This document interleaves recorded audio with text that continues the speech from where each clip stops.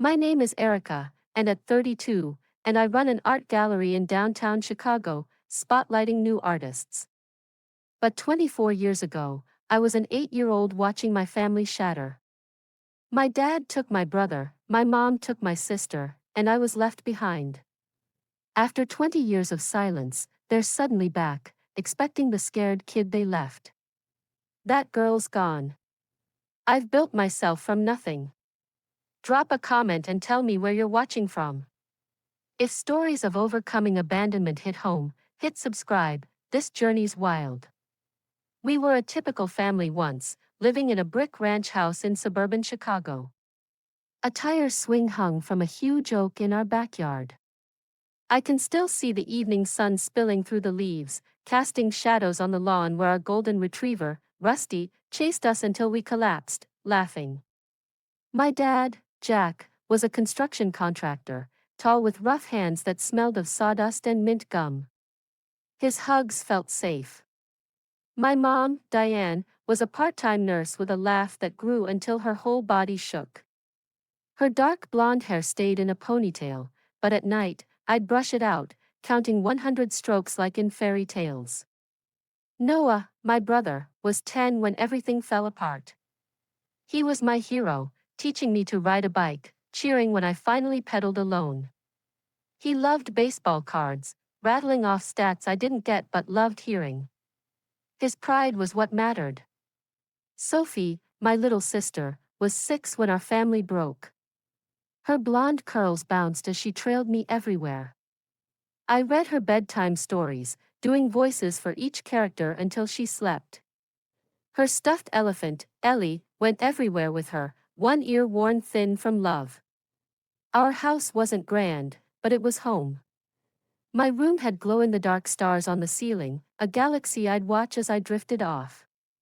The kitchen had Mom's yellow curtains and Dad's refinished, mismatched chairs around the dining table. Sundays meant pancakes. Dad flipped perfect golden circles at the stove while Mom cut fruit. Noah sneaked chocolate chips into the batter, and Sophie giggled, his little partner in crime. I set the table, placing each fork and knife, feeling so grown up. Summers were for Lake Michigan trips. We built sandcastles, Sophie decorating them with shells and feathers.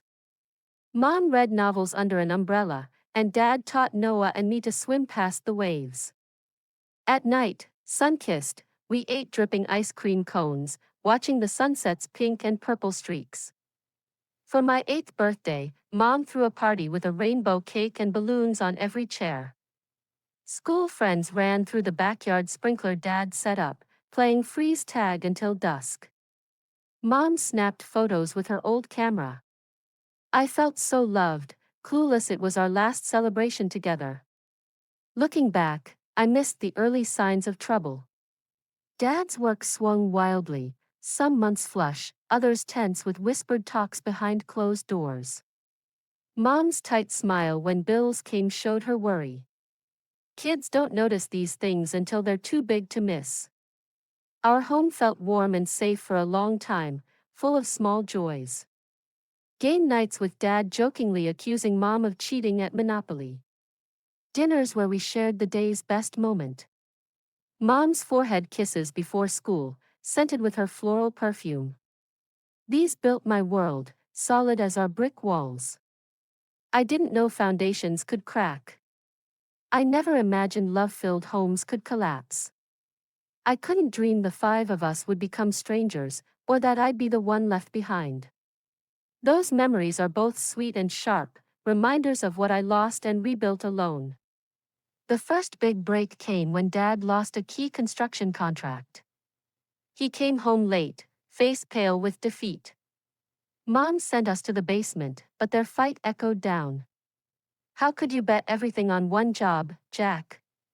Mom's voice cut, sharper than I'd ever heard. It was a sure thing, Diane. How was I supposed to know they'd ditch us last minute? Dad's reply was raw, defensive. That night, Mom's muffled sobs came from their room. Dad slept on the couch. Breakfast was silent, the air heavy with tension. Soon, Mom took extra nursing shifts, gone before we woke, sometimes back after bedtime. Her absence left a gap in our days, no one to help with homework or hear school stories. Dad tried, but he was distracted, always on the phone chasing contracts as bills stacked up on the counter. One night, I overheard Dad on the phone while getting water. "We can't make the mortgage this month," he said, voice tight. "Savings are gone, and Diane's shifts barely cover utilities." His fear twisted my stomach.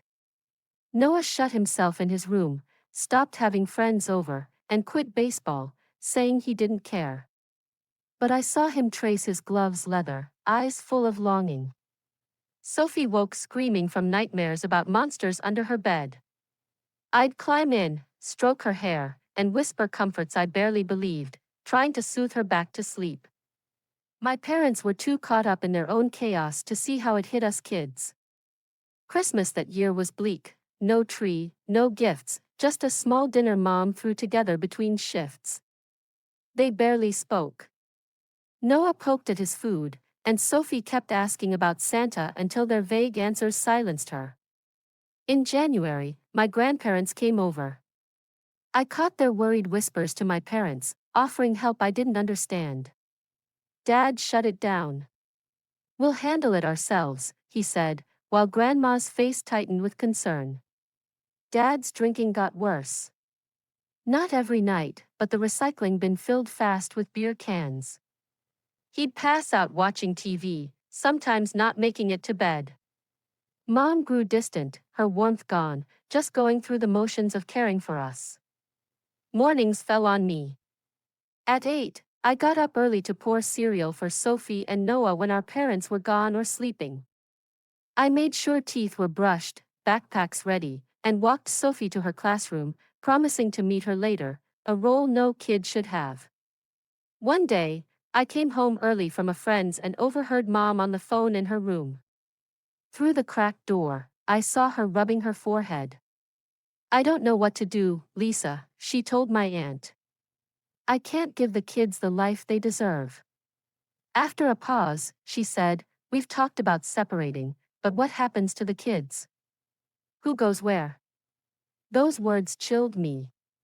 Who goes where, like we were things to split up in a divorce. The fights got worse. One night, Dad punched a hole in the living room wall. I froze on the stairs as Mom screamed he was out of control. Noah pulled me to my room where Sophie hid under her blankets. We huddled on my bed, Noah's arm around us, listening to our family fall apart. Days later, I saw Mom crying in the bathroom, shoulders shaking on the closed toilet lid. I wanted to comfort her, like I did for Sophie's nightmares, but I stopped. Some pain was too big for me to fix. I made games to distract my siblings. We built basement forts with sheets and furniture or went on scavenger hunts in the yard. I tried to give them bits of normal childhood amid the chaos, but I couldn't escape the truth. Our parents were broken. Dad moved to the basement guest room. The split in our house felt like a warning of worse to come. I'd lie awake, hoping for signs they'd fix things, dreaming we'd be the family we used to be. Hope died when I found divorce papers in Mom's purse. I was just looking for gum, but there they were, words like dissolution of marriage and custody arrangement. I didn't get it all, but I knew this was permanent. It was over. That night, I sat on the stairs after bedtime, hearing my parents decide who got which kid. "Noah comes with me," Dad said. "He needs a man's influence." "Fine, Sophie stays with me," Mom shot back. "She's too young to be without her mom." I held my breath, waiting for my name, for someone to fight for me. But they moved on to money and visits, like I wasn't even there. Like I was invisible to the people who made me. I cried into my pillow that night, quiet so Sophie, curled up in my bed, wouldn't hear. At 8, I faced the truth. In our family's breakup, no one had a place for me. The morning it all changed felt normal at first. I got up early to make breakfast and found Dad and Noah in the living room, suitcases ready. Dad knelt, talking low to Noah, who looked teary and lost. "We're going on a trip," Dad told me when he saw me. "Noah and I need time to figure things out." Noah hugged me, whispering, "I'll call soon, I promise," his voice shaky. I held him tight, sensing this wasn't just a trip. Dad barely glanced at me, saying, "Be good for your mom, Erica," before hurrying Noah to the car, packed with garbage bags of clothes and toys, not trip luggage, but a move. After they left, Mom locked herself in her room. Her sobs leaked through the door, but she didn't answer my knocks. Sophie kept asking where Dad and Noah went. I didn't know what to say, so I read her extra bedtime stories, clinging to normalcy. Mom stayed shut in the next day. I made peanut butter sandwiches for lunch, helped Sophie brush her teeth, and called Dad's phone over and over. It went to voicemail.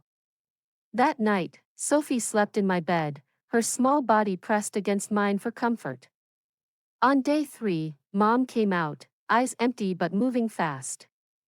She packed Sophie's clothes and toys into suitcases. "What's happening?" I asked.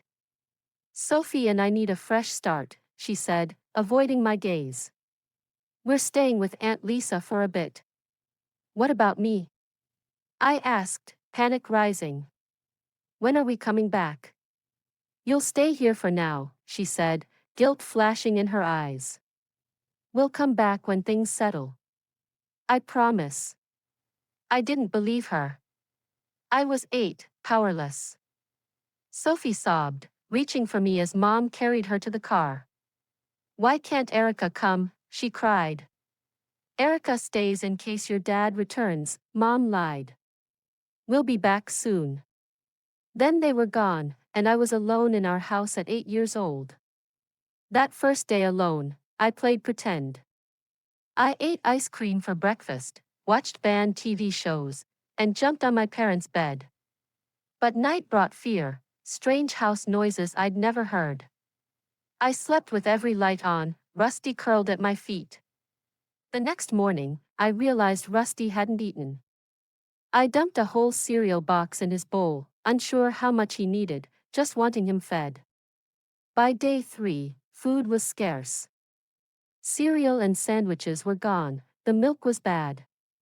I couldn't cook. Rusty and I shared crackers and cheese. I called Mom and Dad's phones, leaving desperate messages, begging them to come back. Silence answered. On the 4th day alone, a knock came at the door. Mrs. Garcia, my neighbor, stood there, worry etched on her face. She'd seen I was by myself and asked if I was okay. I lied, saying Mom was at the store, but Rusty's hungry, unexercised bound gave me away. "Where are your parents, sweetie?" she asked softly. I broke down, sobbing out the truth. Dad took Noah, Mom took Sophie, and no one took me. They promised to return but hadn't called. I was out of food and scared at night. Mrs. Garcia's face shifted from concern to shock. She took me to her house, fed me a real meal, and called the authorities.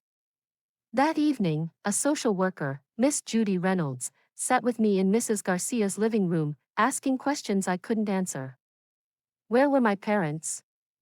Any relatives nearby? How long was I alone? 4 days. Miss Reynolds spoke gently, but her eyes held pity, a look I'd see often in years ahead. She said I couldn't stay in the empty house. They'd try to find my parents. I packed a small bag and my stuffed bear, Howard. Rusty went to the shelter, another heartbreak in a week of losses. A week later, I sat in a cold courtroom. Adults talked about me like I wasn't there. My parents, notified but absent, didn't show. The judge, kind-eyed but stern, made me a ward of the state. In days, I went from family member to foster care case number. My first placement was the Thompsons, who had 3 kids and took fosters for extra cash. They weren't mean, just not warm. I slept on a basement pull-out couch, my few things in a garbage bag, no dresser or closet for me.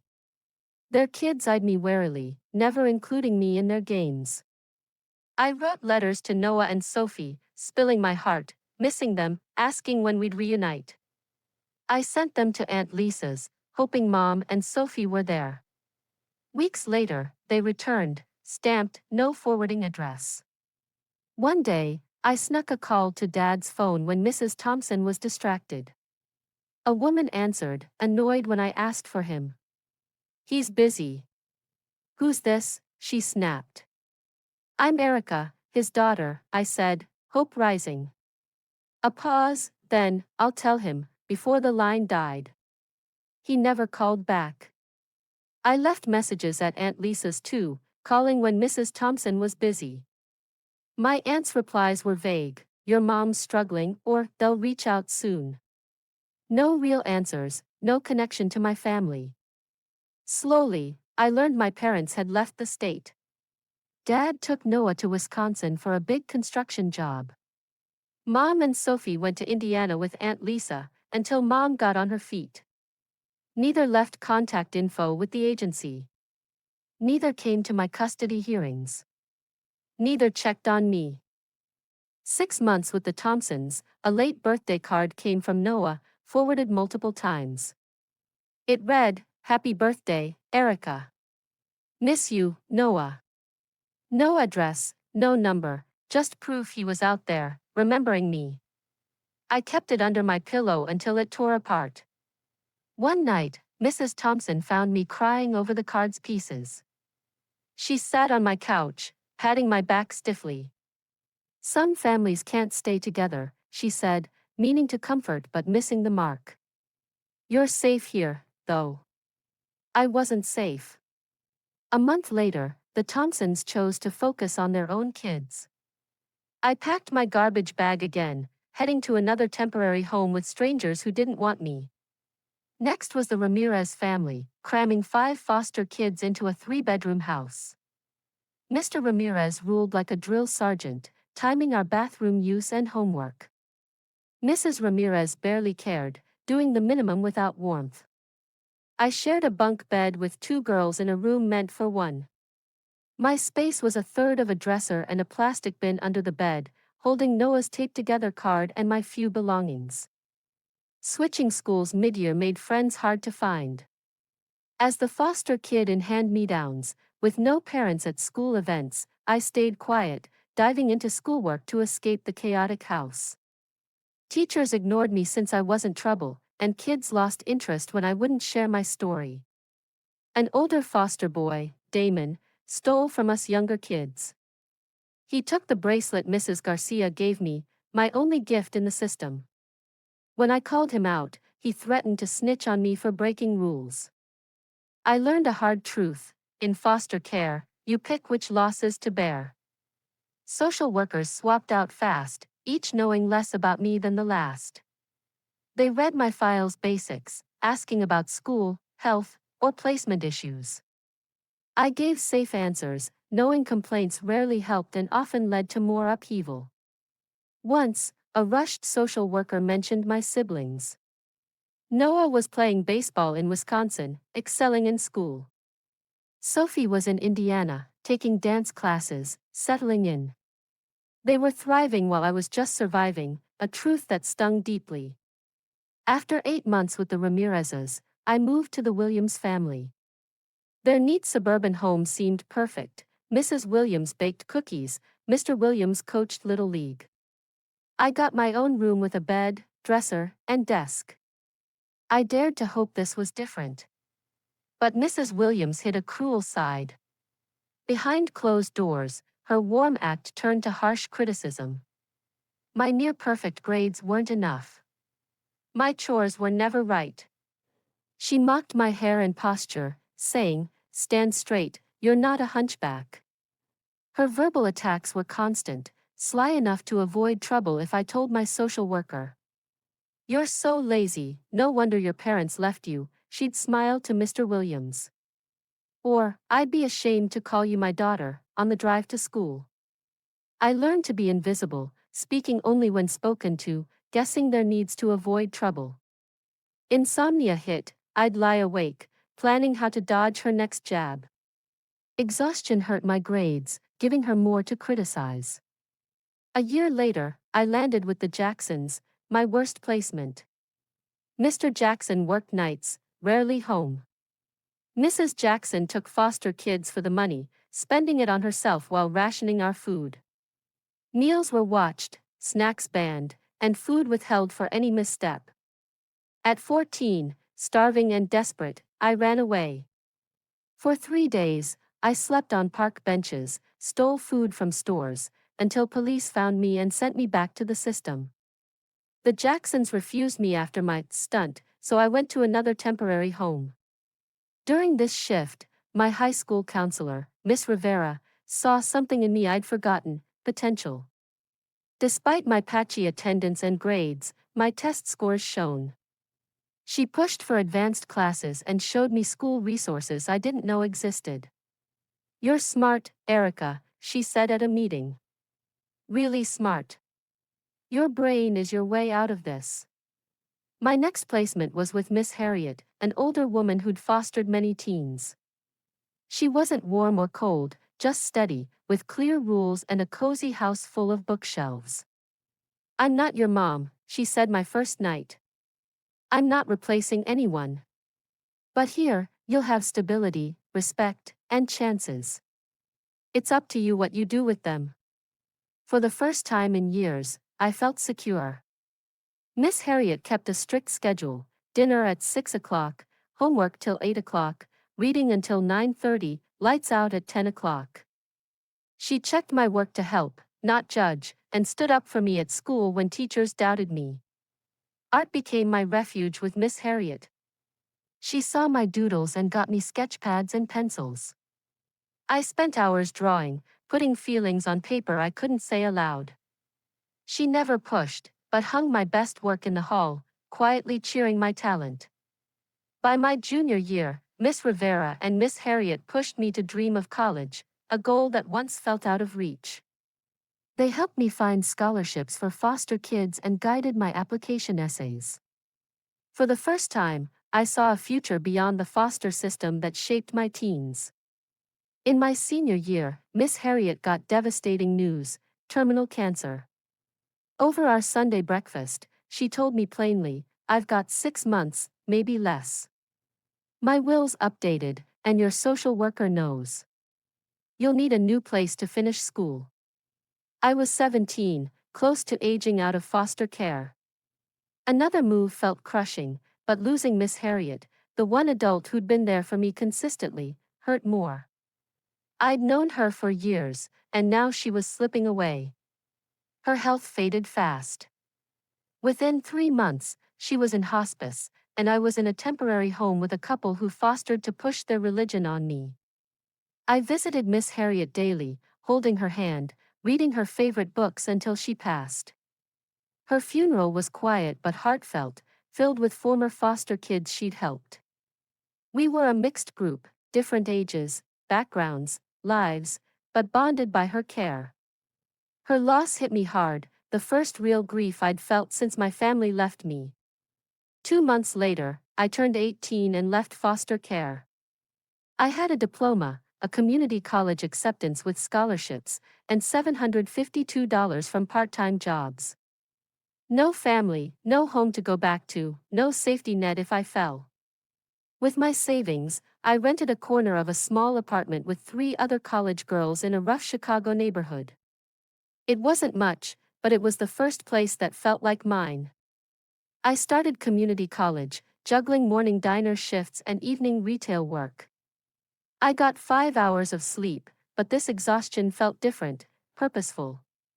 Each paycheck and college credit pushed me forward, unlike the draining years in foster care. In my second semester, I took an art history class. Dr. Mason, my professor, spotted my doodles in my notes and asked to see my sketchbook. I shared it nervously, expecting polite praise. Instead, he was genuinely impressed. "You've got a real eye for composition and light," he said, flipping through my portraits and landscapes. "Ever thought about pursuing art for real?" Art was my escape, not a career, but his words lit a spark. He linked me with the art department, helped me get a fine art scholarship, and mentored me to build a strong portfolio. By my second year's end, I earned a full scholarship to a state university for my bachelor's. For the first time, I felt proud, knowing I'd carved out opportunities from nothing. At university, I met Zoe in dorm housing, my first true friend since childhood. She studied business, sharp and driven, but her creativity meshed with my artistic side.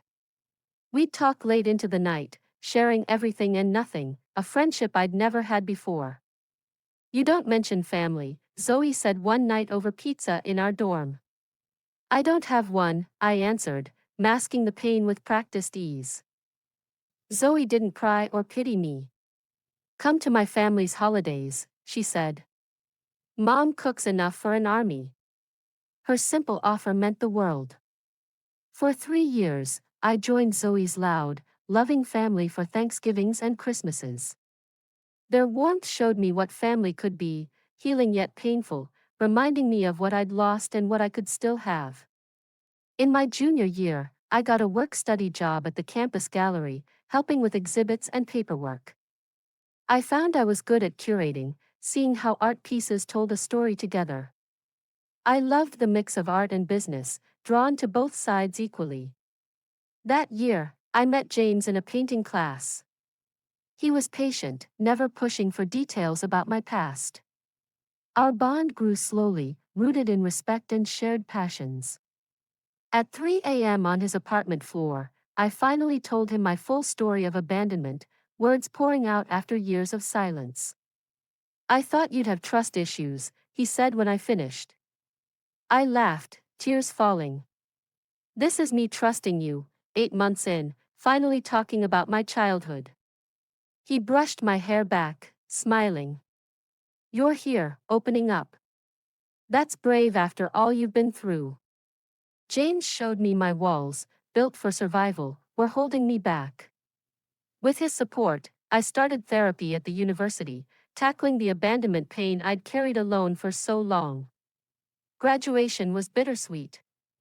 I walked across the stage with honors, cheered by Zoe and James, but felt the sting of no family in the crowd. No parents proud, no siblings waving. The emptiness lingered, even after all those years. After graduating, I landed an assistant job at a small Chicago art gallery. The pay was low, but it was my field, a start in the art world. I lived with Zoe, who had a marketing job, and kept up therapy, working to make peace with my past. My career grew steadily. In 2 years, I became associate curator, scouting new artists and planning exhibits. My boss praised my knack for spotting talent and connecting with artists, skills that made me stand out. Personal growth was tougher. One day on Michigan Avenue, I saw a man who looked like my dad, same walk, same head tilt. A panic attack hit, leaving me breathless on the sidewalk, feeling eight again, watching him drive away with Noah. That moment pushed me deeper into therapy. I needed to face not just the abandonment but how it still shaped my life, tainting my relationships and self-image. I learned healing isn't a finish line but a lifelong journey. I built a chosen family: Zoe, Marcus the chef with his cozy dinner parties, Elena the librarian full of random facts, and David the coder with his sharp humor. We made our own traditions: brunch with mimosas to share wins and losses, holiday potlucks with dishes from our varied roots, movie nights, game battles, and dance parties in tiny living rooms. These moments filled the gaps left by my lost family traditions. After 3 years of saving every penny, I opened my own gallery in a former bookstore in a gritty Chicago neighborhood. It was small but mine. I showcased local artists, especially those from tough backgrounds like me, who struggled to get noticed. My gallery thrived beyond my hopes. Critics loved my fresh perspective and talent-spotting skills. Local guides featured my space, and artists trusted me to represent their work with honesty and care. At 29, I bought a one-bedroom condo in a converted warehouse, perfect for my growing art collection. Signing the mortgage, I sat in the empty space, keys in hand, and cried, not from pain, but from pride. I'd built security my parents never gave me. During this time, I met Michael at a gallery opening. An architect, he was drawn to the building's design until a bold installation caught his eye. Unlike James, who helped me start healing but needed more than I could give, Michael respected my boundaries. Michael, who lost his mom young, understood the strength it takes to rebuild after loss. On our third date, he said, we're both starting fresh. It's kind of beautiful, building the life you want, free from expectations. For years, I searched online for Noah, Sophie, or my parents, scouring social media for any sign. As I built my own life, those searches slowed. The desperate need to find them faded to curiosity, then near indifference. I chose to stop looking, focusing on my present and future, not a past I couldn't change. I found peace knowing family isn't just blood. The friends who came to my gallery openings, helped me move into my condo, remembered my birthday, and held me when old pain hit, they were my true family. They earned that role through steady love, not just shared genes. By my early 30s, my life felt full. I ran a thriving gallery, owned my home, had deep friendships, and a relationship rooted in respect. The 8-year-old left behind was still in me, but she didn't define me. I'd turned abandonment into independence, rejection into strength, loss into art. I thought I'd made peace with my past. Then Noah found me on Facebook, and all I'd buried came flooding back with sharp clarity. It was a normal Tuesday morning at my gallery, coffee in hand, reviewing artist submissions. A notification popped up. I clicked it, expecting work, but saw Noah Winters, a name gone from my life for 20 years. My coffee cup slipped, shattering on the floor, hot liquid splashing my ankles. I didn't care. My eyes locked on his message, Erica, it's Noah, your brother. I don't know if you remember me, but I've been looking for you for years. I found your gallery site. Can we talk? I stared so long my assistant checked on me, worried by the crash in my silence. She cleaned the coffee while I sat frozen, my past crashing into the present I'd carefully built. It took 2 days to reply, 2 days of talking with my therapist, Michael, and Zoe, weighing reconnection against the chaos it might bring. My response was short, I remember you. We can talk. Noah sent his number instantly. When I called, his voice was deeper but held the same familiar pause before big words. I can't believe I found you, he said, voice thick with feeling. I've been looking on and off for years. Why now? I asked, the question burning inside me since his message. Over that call and others, his story unfolded. Noah was married, with 2 kids, working as an engineer in Wisconsin, near where Dad took him. He'd searched for me before, but with little to go on, he'd hit dead ends. Dad didn't want us contacting you at first, he said. Said clean breaks were best. By the time I could decide for myself, I didn't know where to look. A recent family health scare pushed Noah to search harder. He found my gallery website, its bio confirming I was his sister. Sophie's been looking too, he said, hitting me with another shock. She never stopped talking about you, even when we were told to forget the past. Bit by bit, I learned what happened after they left me. Dad's construction work stabilized in Wisconsin, but never soared. He remarried briefly when Noah was in high school, but his drinking ended it. Now in his 60s, he lived alone in Milwaukee, facing health issues. Mom stayed with Aunt Lisa in Indiana briefly before moving to Ohio with Sophie for a fresh start. She remarried when Sophie was 10, to a kind man who was a good stepdad. She was a hospital nurse manager now, regretting what happened with me but never trying to find me. Sophie became a teacher for young kids. She'd been engaged twice but never married, always pulling back. She lived in Columbus, near Mom, but kept her distance, setting boundaries, Noah said. There's a family reunion Noah told me on our fourth call. Dad's turning 60, and his health scare woke everyone up. They all want you there. They want me there? I echoed, the word strange. The same people who left me alone at 8. Noah's unease was clear, even over the phone. It was a bad time, Erica. Dad was a mess. Mom had a major depressive episode, we know now. They made awful choices, but they've changed. Does that excuse abandoning a kid? I snapped, anger cutting through my shock. No, nothing excuses it, he said quickly. But people can regret their worst mistakes, can't they? They want to apologize, to make it right. I laughed, sharp and bitter. Make it right? Noah, I spent 10 years in foster care. Do you know what that was like? He didn't. How could he? While I moved between homes, stuff in garbage bags, he lived with Dad, playing baseball, having a normal teen life despite our family's split. I became the go-between for a family that barely spoke. Noah talked to Sophie often but rarely to our parents. Sophie called Mom weekly but avoided Dad.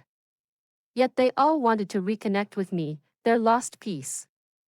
A week later, Sophie called. Her voice was new yet familiar, still open like the little girl I knew.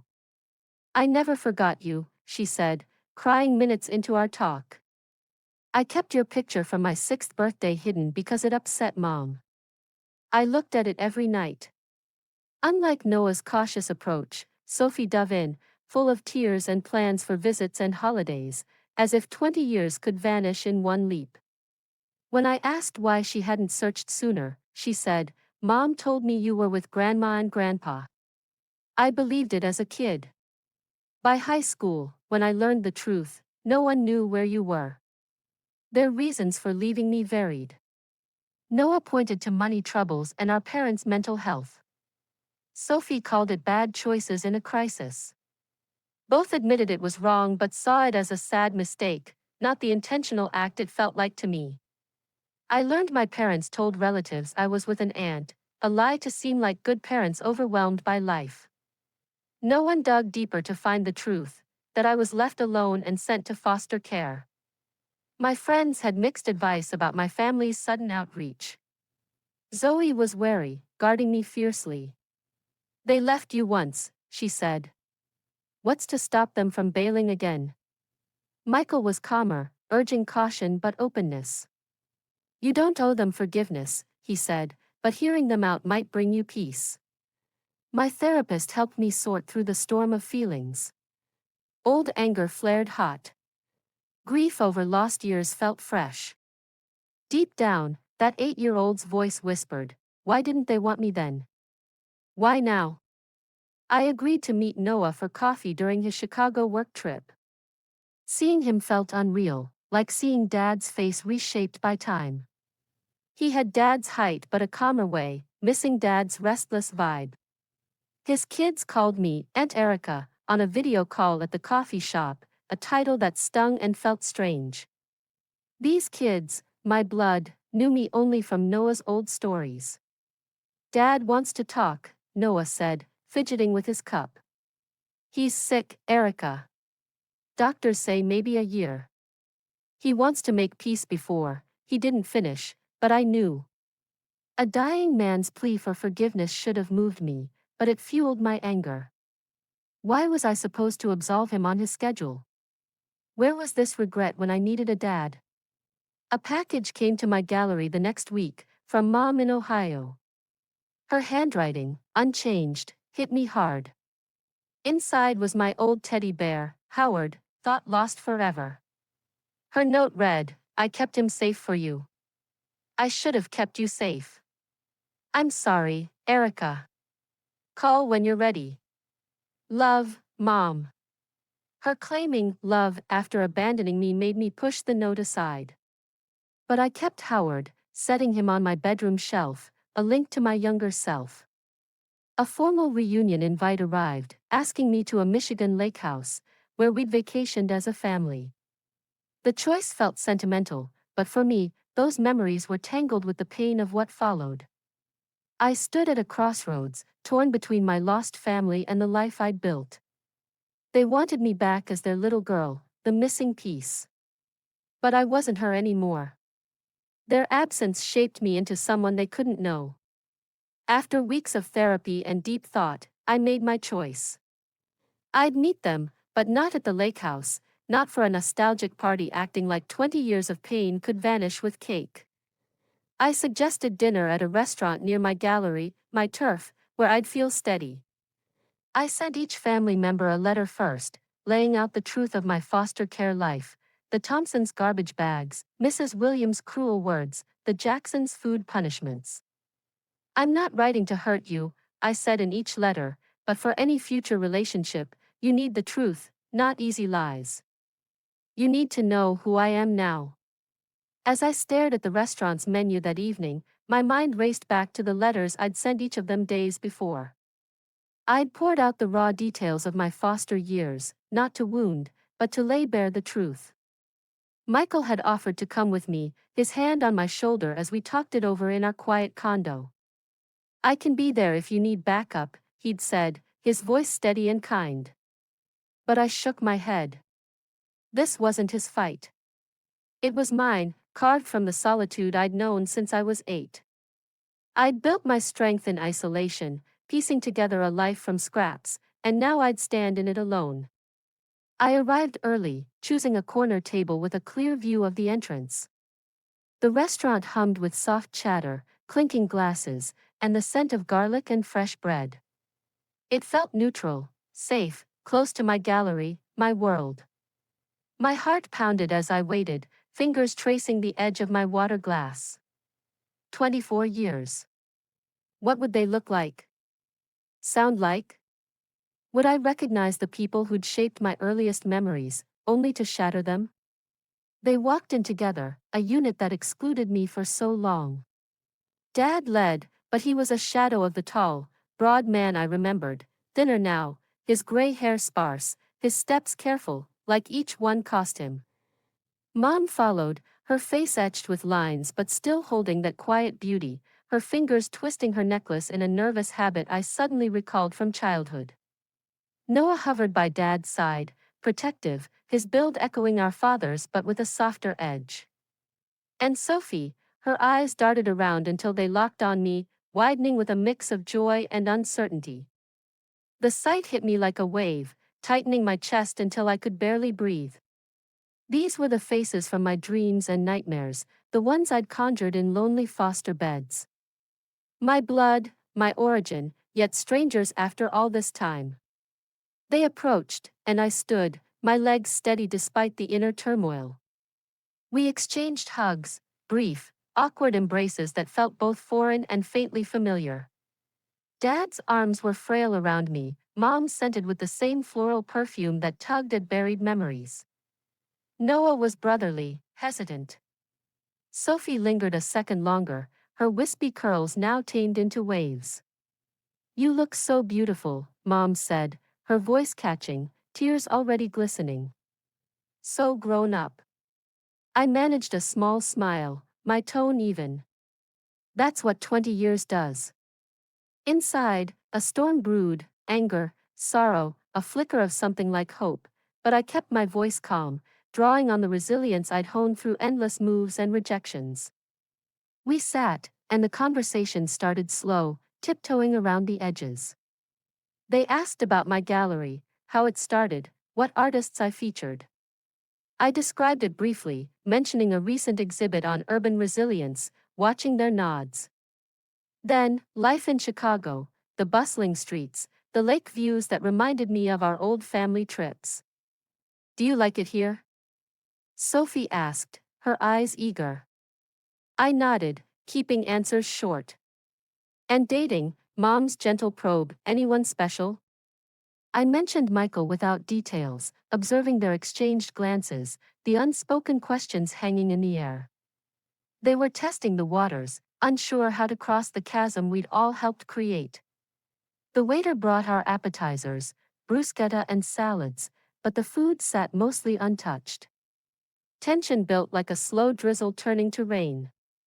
Finally, Dad cleared his throat, breaking the fragile small talk. Erica, we owe you an apology. What we did was inexcusable. But there were reasons.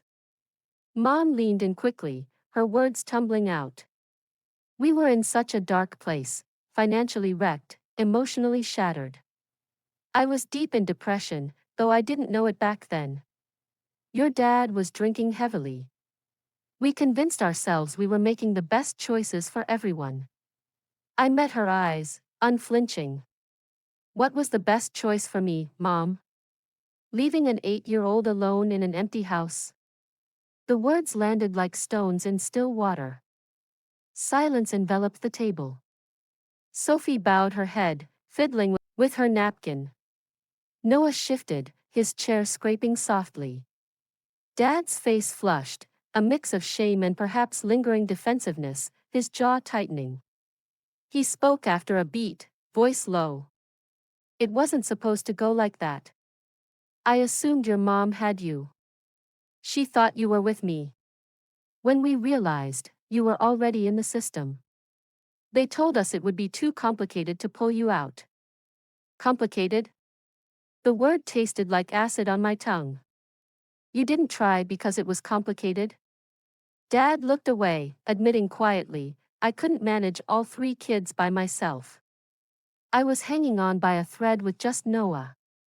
Mom added, her voice pleading, Sophie needed me so much. She was tiny, bewildered by it all. I drew in a deep breath, grounding myself. The restaurant's ambient noise faded as I gathered my thoughts. I understand you were both drowning. I can even see how desperation drove your choices. But what I can't grasp is why you never came back. No calls. No letters. No effort to check if I was alive, safe, loved. We did try, Mom insisted, her eyes welling. We reached out to the social worker a couple of times. They said you were settled in a good family, that disrupting it could do more harm. A harsh laugh escaped me. A good family? Do you really want to hear about my good families? I didn't wait for an answer, launching into the timeline that had scarred me. July 15, 2002, the Thompsons decided they preferred their biological kids, so off I went to the Ramirez's, crammed in with 5 other fosters. March 3, 2004, Mrs. Williams sneered that I was too stupid to succeed after a single B- on a math test. November 28, 2005, the Jacksons padlocked the fridge over Thanksgiving because I dared to eat an extra helping at dinner.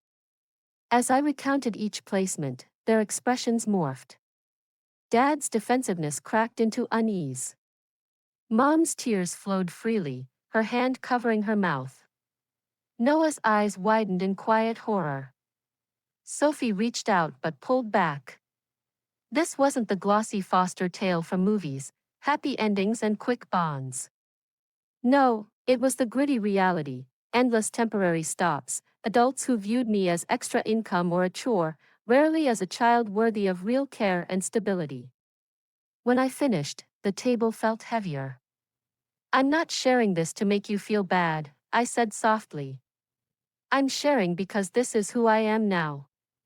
These experiences forged me. If you want any part in my life, you have to face what shaped me. I moved into my prepared words on forgiveness and reconciliation.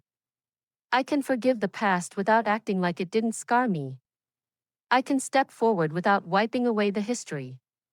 But if we build anything, it has to honor those 20 years, not bury them. Then came the boundaries, clear and non-negotiable. No rushing into big family events. No pretending we could slip back into old patterns. No assuming I'd join rituals I'd been excluded from. We might build individual connections, I said, slowly, with respect for who we've all become, not who we were, or who you imagine I should be. I'm skipping the lake house reunion, I wrapped up. It's overwhelming, too fast, loaded with memories that aren't just happy for me. I'm willing to meet one-on-one, on even ground, if that's what you want. But remember, my life is complete. The people who supported me, the ones at my openings, my moves, my tough days, they're my family too, and they stay my focus. Their responses unfolded like a mosaic of emotions. Dad turned defensive at first, his voice rising slightly. We suffered as well, he argued. Our mistakes weren't meant to hurt like this, we were just trying to survive. Mom dissolved into sobs, repeating, I never stopped loving you. I thought of you every single day. Noah exhaled, looking almost grateful. It's good to get this out, he said. We've kept so much quiet for too long. Sophie absorbed it all, her hand inching toward mine before retreating, honoring the space I'd claimed. As dinner ended, I stood, my dignity wrapped around me like armor. I didn't crave their okay or pardon, I had my truth. The little girl who'd been left behind had grown into a woman who could stare down her history without flinching. In the weeks after, I arranged coffee with Sophie, just the two of us. Without the weight of our parents, she shared freely, her battles with Mom's ongoing depression, the stepdad who was decent but never quite grasped their family's knots. We laughed over small shared memories, like her stuffed elephant Ellie, and tentatively explored who we'd become. It wasn't instant sisterhood, but a start, grounded in the present. A family Christmas invite arrived soon after, full of hopeful cheer. I politely declined, proposing quieter one-on-ones instead. I couldn't dive into those festivities yet, the rituals I'd never shared, the inside stories I'd miss, the photos capturing years without me. It would reopen wounds I was still tending. That confrontation fueled a shift in my art. I poured my energy into a new series, abstract works on abandonment and mending, canvases that mapped my shatter to my wholeness. Swirls of dark blues gave way to vibrant golds, symbolizing the break and the rebuild. The exhibit opened to rave reviews. Critics hailed the raw vulnerability, the unyielding strength woven through each piece.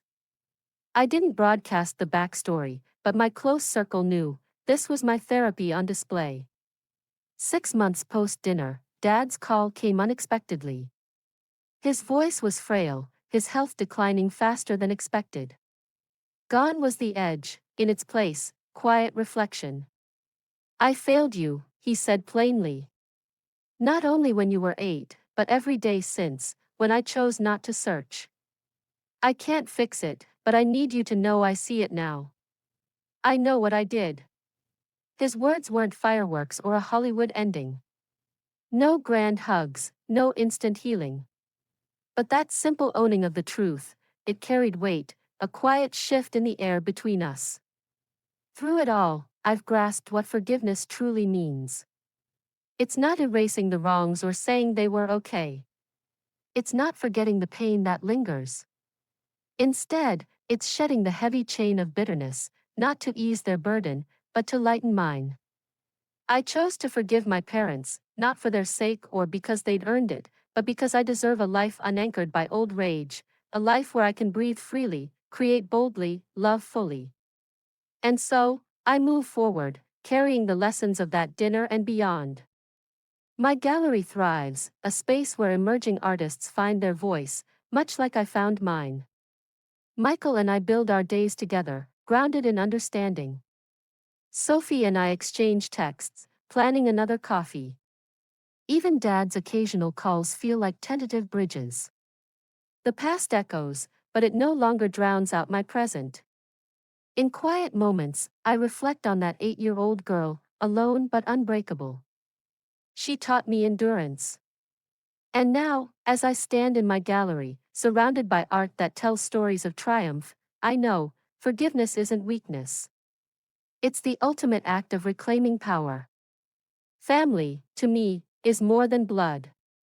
It's my siblings, with whom I'm slowly reconnecting, and my friends, mentors, and partner who've stood by me.